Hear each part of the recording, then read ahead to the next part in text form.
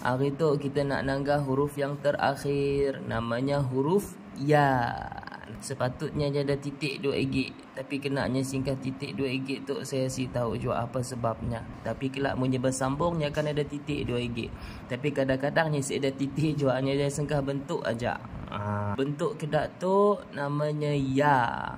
Namanya ya, hanya kedak suan rupanya. Namanya ya. Badannya tu kedak huruf batasa, cuma palaknya kedak ya.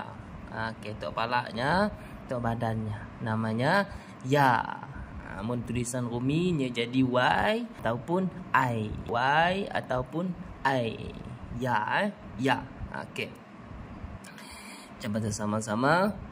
Bo ya ro. Bo ha ya. Za ya na. Sa ya ro.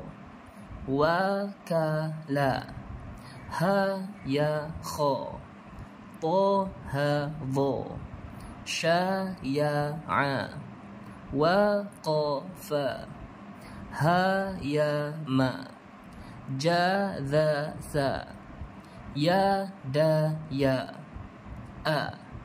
Ba ta sa. Ja ha kho. Da dha. Ro za. Sa sha. So bo. To vo. A go. Fa ko. Ka la. Ma na. Wa ha ya. Okey, khalas.